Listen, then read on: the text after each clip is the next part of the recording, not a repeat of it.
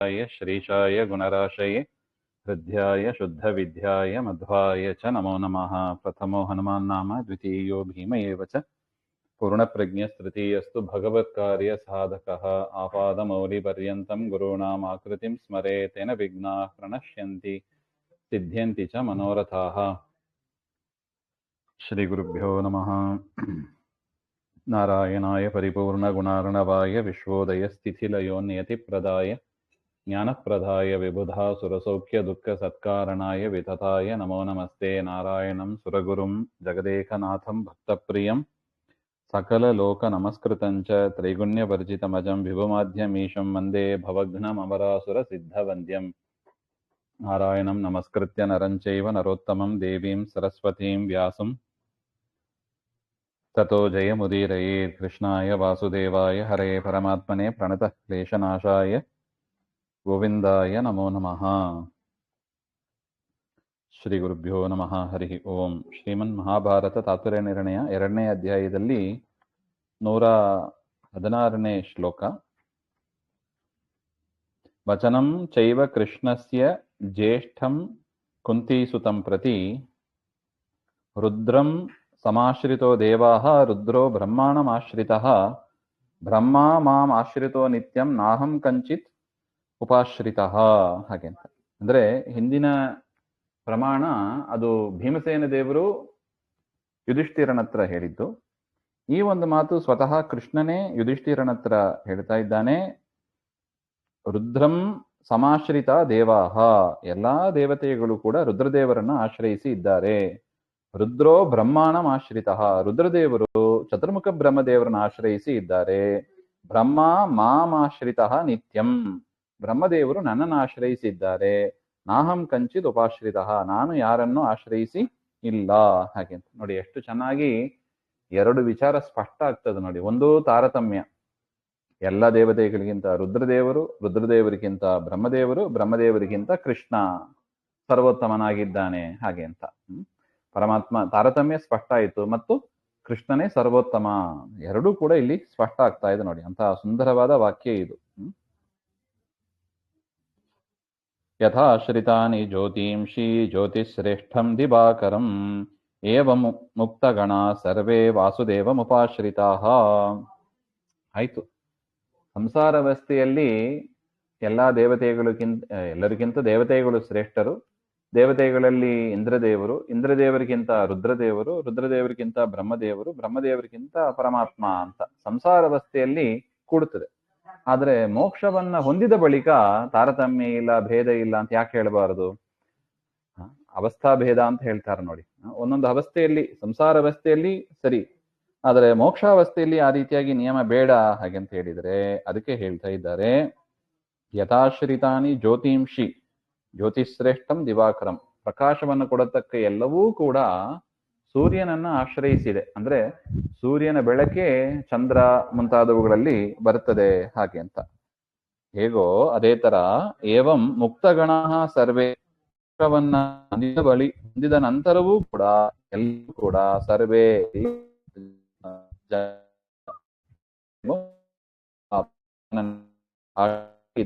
ಅದರಿಂದ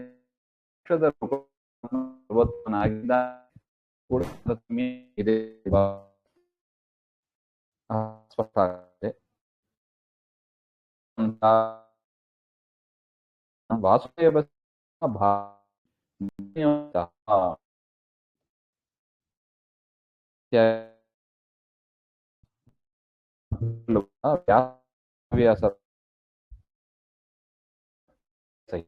ವಿಷ್ಣು ಸರ್ವೋತ್ತಮ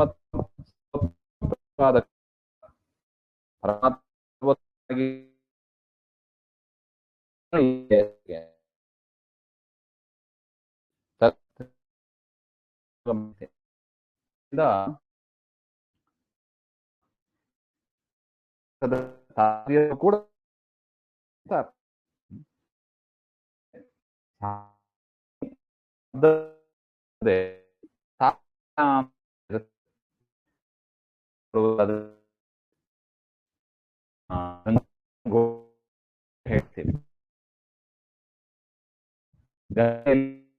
ಹಾಗೆ ಅಂತ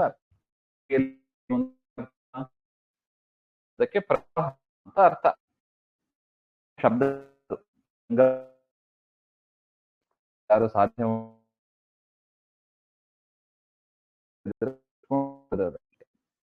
ಆದ್ರೆ ಹಾ ಶಬ್ದದ ಅರ್ಥ ಏನು? ಗಂಗೆಯಲ್ಲಿ ಪ್ರವಾಹ ಅಂತ. ಅದರ ತಾತ್ಪರ್ಯ ಅರ್ಥ ಗಂಗಾ ತೀರದಲ್ಲಿ ಪ್ರವಾಹ ಅಂತ. ಆ ಗಂಗೆಯ ಸಂಬಂಧವನ್ನ ಪಡೆದಿರತಕ್ಕ ತೀರ ಏನಿದೆ, ಆ ನೆಲ, ಅಲ್ಲಿ ಗುಡಿಸದು ಅಂತ ಒಟ್ಟು ಅರ್ಥ.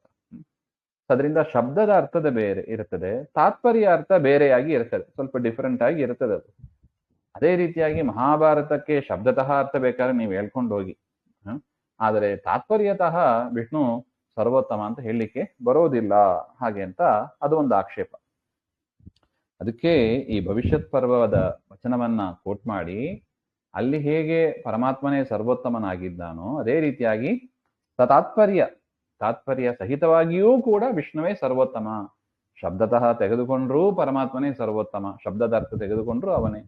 ಇನ್ನು ತಾತ್ಪರ್ಯ ಅಂತ ನೀವು ವಿಚಾರ ಮಾಡುವುದಾದರೆ ಅದರಲ್ಲೂ ಕೂಡ ಪರಮಾತ್ಮನೇ ಸರ್ವೋತ್ತಮನಾಗಿದ್ದಾನೆ, ಇದರಲ್ಲಿ ಸಂಶಯ ಇಲ್ಲ ಎಂಬುದಕ್ಕಾಗಿ ಈ ಭವಿಷ್ಯತ್ ಪರ್ವ ವಚನವನ್ನ ತಿಳಿಸಿಕೊಡ್ತಾ ಇದ್ದಾರೆ. ಎಷ್ಟು ಚಂದ ಇದು ನೋಡಿ. ವಾಸುದೇವಸ್ಯ ಮಹಿಮಾ ಭಾರತೆ ನಿರ್ಣಯೋದಿತ. ಮಹಾಭಾರತ ಏನ್ ಹೇಳ್ತಾ ಇದೆ?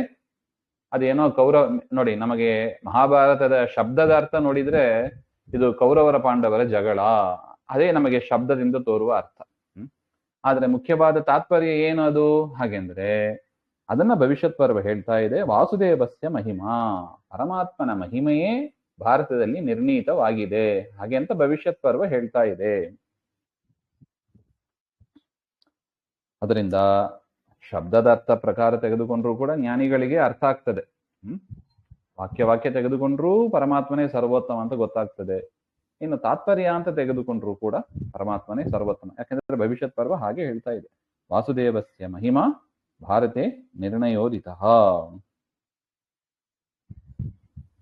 ನಿರ್ಣಯೇನ ಉದಿತ ಹೇಳಲ್ಪಟ್ಟಿದೆ, ಮಯಾ ನನ್ನಿಂದ ಹೇಳಲ್ಪಟ್ಟಿದೆ ಅಂತ ವೇದವ್ಯಾಸರ ಸ್ಟೇಟ್ಮೆಂಟ್ ಅದು. ಮಹಾಭಾರತದಲ್ಲಿ ವಾಸುದೇವನ ಮಹಿಮೆಯನ್ನ ನಿರ್ಣಯ ಪೂರ್ವಕವಾಗಿ ಹೇಗೆ ಅರ್ಥ ಮಾಡಬೇಕು ಅಂತ ನಿರ್ಣಯ ಸಹಿತವಾಗಿ ನಾನು ಹೇಳಿದ್ದೇನೆ ಹಾಗೆ. ತದರ್ಥಾಸ್ತು ಕಥಾ ಸರ್ವಾಃ ನಾನ್ಯಾರ್ಥಂ ವೈಷ್ಣವಂ ಯಶಃ ತತ್ಪ್ರದೀಪಂ ತು ಯದೃಶ್ಯೇ ನತನ್ ಮಮ ಮನೀಷಿತಂ.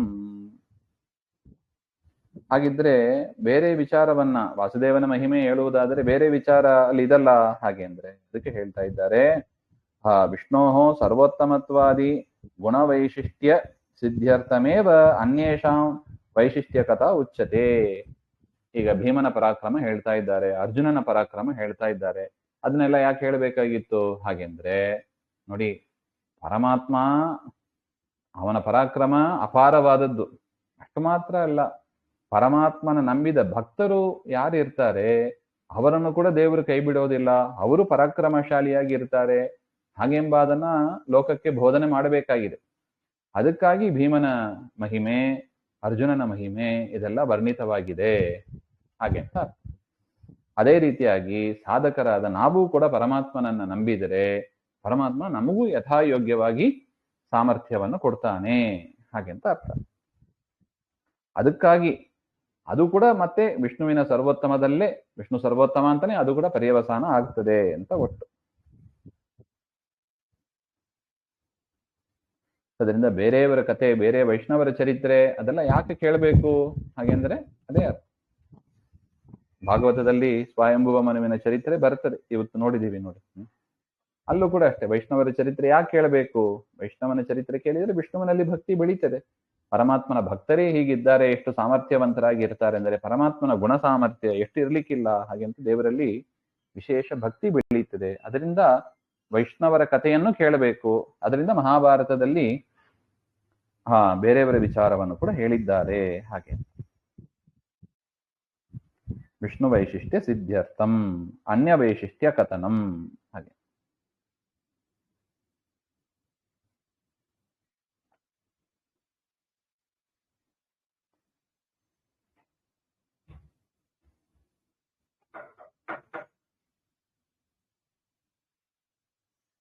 ವಿಷ್ಣು ಭಕ್ತಿಭರಿತತ್ವಾತ್ ಪಾಂಡವೈಃ ರಾಜಸೂಯಾಗಃ ಕೃತಃ ವನವಾಸೆ ಯುದ್ಧೇ ಚ ಸರ್ವೇ ಶತ್ರವಃ ಪರಾಜಿತಾಃ ಧರ್ಮೇಣ ರಾಜ್ಯಂ ಕೃತಂ ಇತ್ಯಾದಿ ಕಥಾವರ್ಣನೆ ವಿಷ್ಣೋರೇವ ಮಹಿಮಾ. ನೋಡಿ, ಮಹಾಭಾರತದಲ್ಲಿ ಬೇರೆ ಏನಿದೆ ಹಾಗೆ ಅಂದ್ರೆ, ಪರಮಾತ್ಮನಲ್ಲಿ ಭಕ್ತಿ ಭರಿತರಾದ ಪಾಂಡವರಿಂದ ರಾಜಸೂಯಾಗ ಮಾಡಲ್ಪಟ್ಟಿತ್ತು. ವನವಾಸದಲ್ಲಿ, ಯುದ್ಧದಲ್ಲಿ ಎಲ್ಲ ಕಡೆ ಅವನ ಶತ್ರುಗಳೆಲ್ಲ ಸೋತೋದ್ರು. ಪಾಂಡವರ ಶತ್ರುಗಳು ಸೋಲ್ಬೇಕಾಗಿತ್ತು. ಯಾಕೆ? ಧರ್ಮದಿಂದ ರಾಜ್ಯ ಪರಿಪಾಲನೆ ಮಾಡಿದ್ರು. ಇದೆಲ್ಲವೂ ಕೂಡ ನಮಗೆ ಏನ್ ತೋರಿಸಿಕೊಡ್ತಾ ಇದೆ? ವಿಷ್ಣುವಿನ ಮಹಿಮೆಯನ್ನ ತೋರಿಸಿಕೊಡ್ತಾ ಇದೆ. ಆ ರೀತಿಯಾಗಿ ನಾವು ಅದನ್ನ ತಿಳ್ಕೋಬೇಕು. ವಿಷ್ಣುರೇವ ಮಹಿಮಾ ನಿರ್ಣೀತ ಭವತಿ. ವಿಷ್ಣುವಿನ ಮಹಿಮೆಯೇ ಅಲ್ಲಿ ನಿರ್ಣಯಿಸಲ್ಪಡುತ್ತದೆ ಹಾಗೆ ಅಂತ ಅರ್ಥ.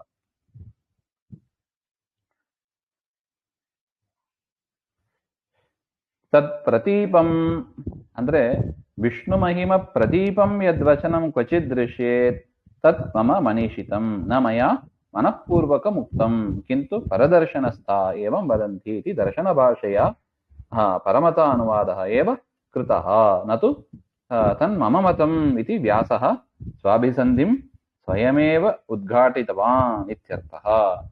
ಇನ್ನು ಕೆಲವು ಕಡೆ ವಿಷ್ಣು ಸರ್ವೋತ್ತಮಕ್ಕೆ ಚ್ಯುತಿ ಬರುವಂತೆ ವಾಕ್ಯಗಳು ಇರುತ್ತದೆ. ಅದನ್ನೆಲ್ಲ ಹೇಗೆ ಮಾಡಬೇಕು ಹಾಗೆಂದ್ರೆ, ಅದಕ್ಕೆ ವ್ಯಾಸರು ಹೇಳ್ತಾರೆ, ಅದನ್ನೆಲ್ಲ ನಾವು, ಅದು ನನ್ನ ಸಿದ್ಧಾಂತ ಅಂತ ತಿಳಿಬೇಡಿ. ಅದು ನನ್ನ ಸಿದ್ಧಾಂತ ಅಲ್ಲ, ನಾನು ಇಚ್ಛೆ ಪಟ್ಟು ಹೇಳಲಿಕ್ಕೆ ಹೊರಟದ್ದಲ್ಲ. ಮತ್ತೆ ಯಾಕೆ ಅದೆಲ್ಲ ಇದೆ ಹಾಗೆಂದ್ರೆ, ಬೇರೆಯವರು ಈ ರೀತಿಯಾಗಿ ಕೃಷ್ಣನನ್ನ ತಿಳಿತಾರೆ, ಅದಕ್ಕಾಗಿ ನಾನು ಅದನ್ನು ಹೇಳಿದ್ದು ಅಂತ ಅರ್ಥ.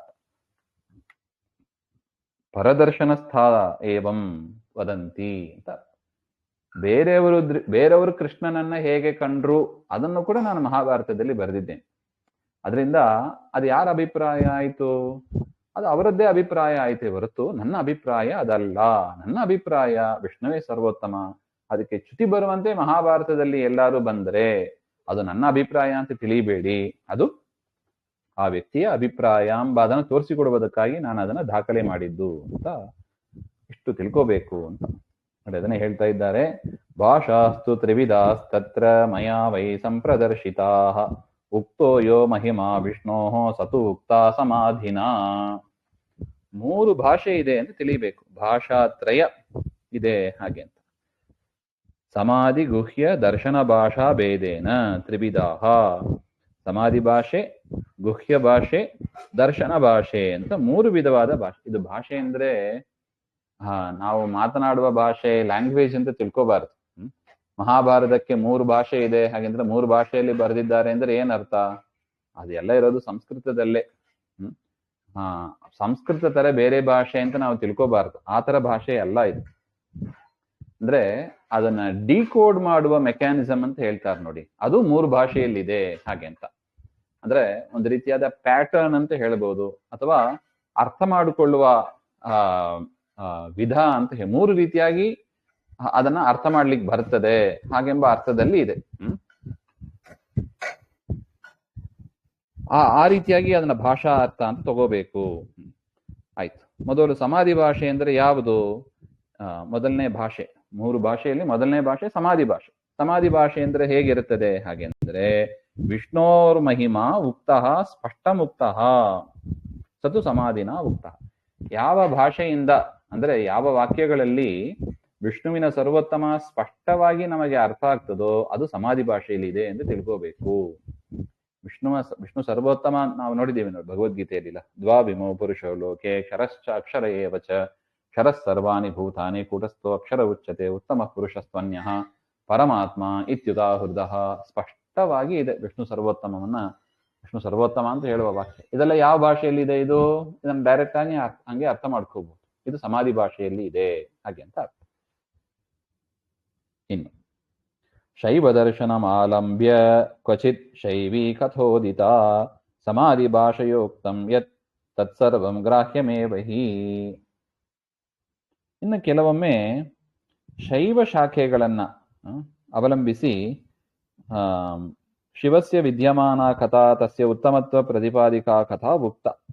ಶಿವನೇ ಸರ್ವೋತ್ತಮ ಹಾಗೆ ಅಂತ ಪ್ರತಿಪಾದನೆ ಮಾಡತಕ್ಕ ಕೆಲವು ಕಥೆಗಳನ್ನೆಲ್ಲ ನಾನು ಹೇಳಿದ್ದೇನೆ. ಅದರಲ್ಲಿ ಅದನ್ನು ಹೇಗೆ ಅರ್ಥ ಮಾಡ್ಕೋಬೇಕು ಹಾಗೆ ಅಂದ್ರೆ, ದರ್ಶನ ಭಾಷಾ ಇತಿ ವಾಕ್ಯಶೇಷ. ಅದನ್ನ ದರ್ಶನ ಭಾಷೆ ಅಂತ ತಿಳಿಬೇಕು. ದರ್ಶನ ಭಾಷೆ ಅಂದ್ರೆ ಶೈವ ಮತದಲ್ಲಿ ಈ ರೀತಿಯಾಗಿ ಹೇಳ್ತಾ ಇದ್ದಾರೆ ಅಂತ ಆ ಒಂದು ಸೆಂಟೆನ್ಸ್ ಸೇರಿಸ್ಕೊಂಡ್ಬಿಟ್ರೆ ಸಾಕು. ಶಿವ ಸರ್ವೋತ್ತಮವನ್ನು ಹೇಳಿದರೂ ಕೂಡ ಏನು ತೊಂದರೆ ಇಲ್ಲ. ಯಾಕೆ?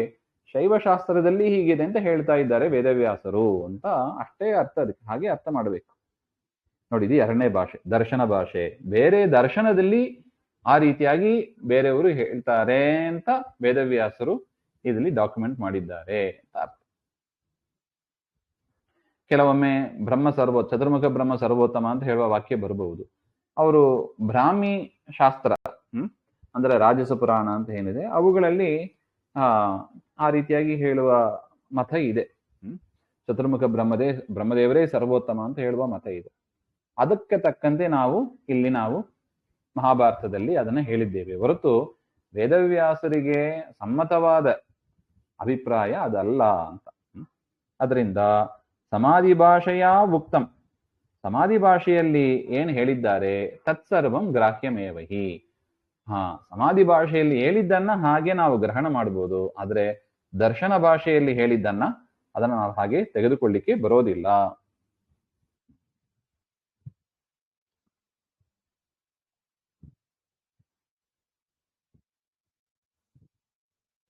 ಏನು ಸಮಾಧಿ ಗುಹ್ಯ ಭಾಷಾ ಅಂದ್ರೆ ಅದೇ, ಅದು ಶಬ್ದದಿಂದ ತೋರುವ ಅರ್ಥನೇ ಒಂದು, ಅದು ಒಳಗಿನ ಅರ್ಥನೇ ಒಂದು. ಈಗ ನೋಡಿದೀವಿ ನೋಡಿ, ಗಂಗೆಯಲ್ಲಿ ಗುಡಿಸಲು ಹಾಗೆಂದ್ರೆ ಶಬ್ದತಃ ಅರ್ಥ ಆ ರೀತಿಯಾಗಿ ಹೇಳಿಕ್ ಬರೋದಿಲ್ಲ. ಈಗ ನೋಡಿ, ಒಂದು ಉದಾಹರಣೆ, ಎಂಜಿಲು ಪವಿತ್ರ ಅಂತ ಹೇಳ್ತಾರೆ, ಒಂದು ವಾಕ್ಯ ಇದೆ ಅಂತ ಇಟ್ಕೊಳ್ಳಿ, ಮಹಾಭಾರತದಲ್ಲಿ ಬರುವ ವಾಕ್ಯ ಇದು. ಎಂಜಿಲು ಪವಿತ್ರ, ಆದ್ರೆ ನಮಗೆ ಗೊತ್ತು ಎಂಜಿಲು ಅಪವಿತ್ರ, ಅದು ಮೈಲಿಗೆ ಹಾಗೆ ಅಲ್ಲ. ಮಹಾಭಾರತ ಹೇಳ್ತಾ ಇದೆ ಎಂಜಿಲು ಪವಿತ್ರ ಹಾಗೆಂದ್ರೆ ಅದು ಗುಹ್ಯ ಭಾಷೆ ಅಂತ ತಿಳ್ಕೋಬೇಕು. ಏನದು?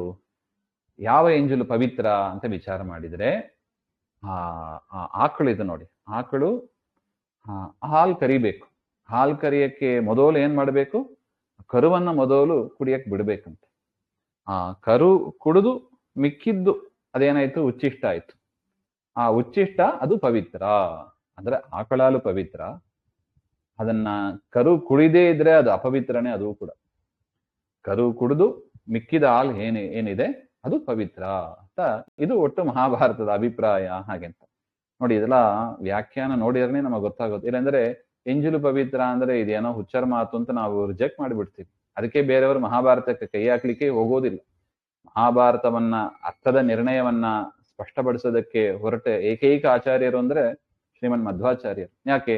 ಅಷ್ಟು ಗೊಂದಲ ಇದೆ ಅದರಲ್ಲಿ, ಅರ್ಥನೇ ಆಗೋದಿಲ್ಲ. ಒಂದು ಕಡೆ ವಿಷ್ಣು ಸರ್ವೋತ್ತಮ ಅಂತ ಹೇಳ್ತಾರೆ, ಒಂದು ಕಡೆ ಶಿವ ಸರ್ವೋತ್ತಮ ಅಂತ ಇದೆ, ಬ್ರಹ್ಮ ಸರ್ವೋತ್ತಮ ಅಂತ ಇದೆ, ಎಂಜಿಲು ಪವಿತ್ರ ಅಂತ ಹೇಳ್ತಾರೆ. ಹೇಗೆ ಅರ್ಥ ಮಾಡ್ಬೇಕು ಇದು? ಅದಕ್ಕೆ ಹೇಳಿದ್ರು, ಯಾರಿಗೆ ಭಾಷಾತ್ರಯ ಗೊತ್ತಿದೆ ಅವ್ರು ಮಾತ್ರ ಸರಿಯಾಗಿ ಇದನ್ನ ಅರ್ಥ ಮಾಡಬಲ್ಲರು, ಬೇರೆಯವರಿಗೆ ಮಹಾಭಾರತ ಅರ್ಥ ಆಗೋದಿಲ್ಲ ಹಾಗೆ ಅಂತ ಒಟ್ಟು. ಇಂದಿನ ವಿಚಾರ ಮತ್ತೇನಿಲ್ಲ. ಶ್ರೀಮಧ್ವಾಂತರ್ಗತ ಶ್ರೀ ಕೃಷ್ಣ ಅರ್ಪಣಮಸ್ತು. ಶ್ರೀ ಹರೇ ನಮಃ.